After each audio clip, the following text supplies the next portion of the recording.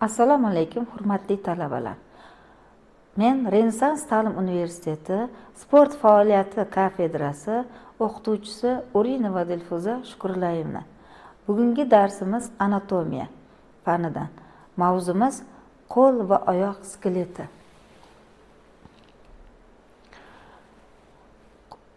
Bugungi mavzumiz rejasi qo'lning erkin suyaklari, qo'lning kamar suyaklari, oyoqning erkin suyaklari, oyoqning kamar suyaklari.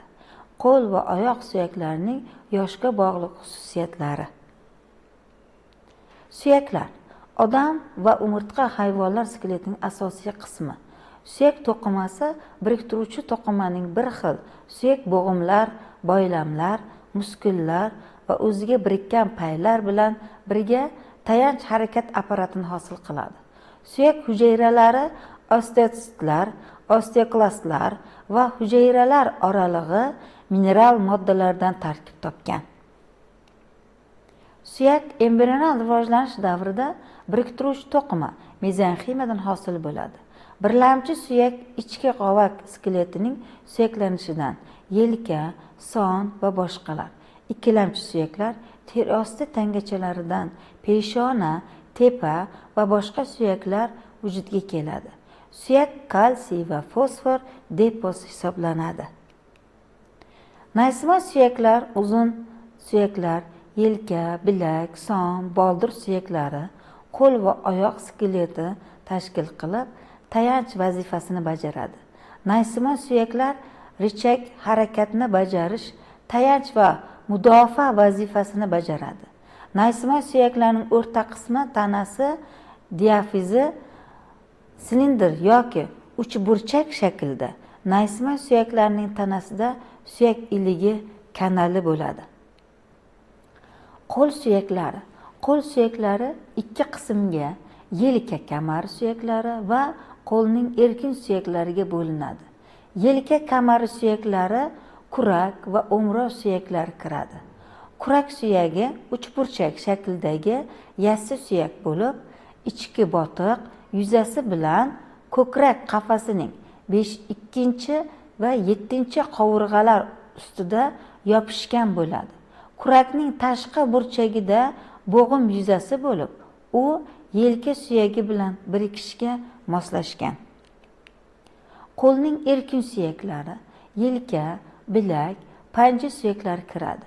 Yelka suyagi uzun naysima shaklda bo'lib, uning yuqori uchi kurak suyagi bilan birikib, yelka bo'g'imini, pastki uchi esa bilak tirsak suyaklari bilan birikib, tirsak bo'g'imini, bilak suyaklari ikkita naysima, ya'ni bilak tirsak suyaklardan iborat.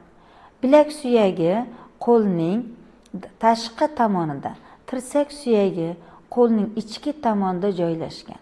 Bu suyaklarning yuqorigi uchi yelka suyagi bilan birikib, tirsak bo'g'imini hosil qiladi. Pastki uchi esa bilaguzuk, ya'ni kaft usti suyaklari bilan birikadi. Qo'lning umumiy harakatga keltiruvchi suyaklari erkin suyaklar hisoblanib, qo'l suyaklari va kamar suyaklarining umumiy ko'rinishdagi rasmi keltirilgan. Oyoq suyaklari. Oyoq suyaklari ikki guruhga, oyoq kamariga chanoq va oyoqning erkin suyaklariga bo'linadi. Oyoq kamari ikki tomondan nomsiz suyaklardan, o'rta tomondan dumg'oza va dum umurtqa suyaklaridan tashkil topgan. Chanoq suyagining yuqori qismi kengaygan bo'lib, katta chanoq deb ataladi. Pastki qismi toraygan bo'lib, kichik chanoq deb ataladi. Boldir suyaklari katta va kichik ikkita naysima suyaklardan iborat. Katta boldir suyagi boldirning ichki tomonidan bo'lash bo'lib, uning oldingi qirrasi o'tkirroq bo'ladi.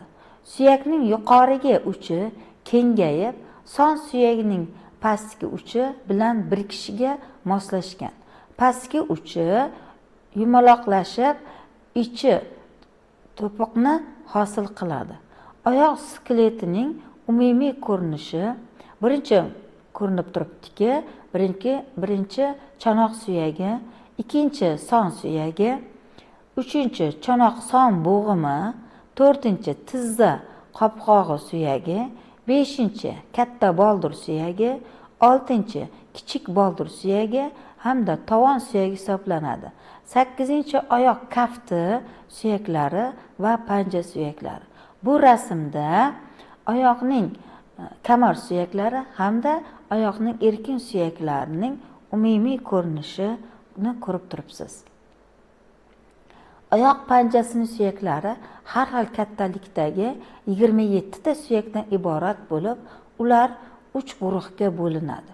Ular tovon suyaklari 8 ta, oyoq kaft suyaklari 5 ta, barmoq suyaklari 14 ta hisoblanadi. Odam tik turishda, o'tirish natijasida oyoq suyaklarida tushadi. Odamdagi massasining ortishi va xilma-xil harakatlarning bajarilishi bu suyaklar funksiyasini oshirib, ularning rivojlanishiga va mustahkamlanishiga sabab bo'lgan. Mana bu yerda odamning barmoqlaridagi naysimon suyaklarning 2 xil bo'lishini, uzun naysimon suyaklarining yelka, bilak, son boldir suyaklarining, kalta naysimon suyaklariga esa qo'l va oyoqning kaft va barmoq suyaklari ko'rinib turibdi. Qo'l va oyoq suyaklarining yoshga bog'liq xususiyatlari. Oyoqlar homila hayotining 4-haftasida hosil bo'ladi. 6-haftaning boshida kurtaklarning boshi kengayib, ularning yuzasidagi barmoqlarning birlamchi belgilari paydo bo'ladi. 20-25 yoshgacha butunlay suyakka aylanib bo'ladi. Bilak tirsak 21-25 yoshda, kaft usti suyaklari 10-13 yoshda, kaf suyaklari 12 yoshda, barmoq falangalari esa 9-11 yoshda suyaklarga aylanib bo'ladi.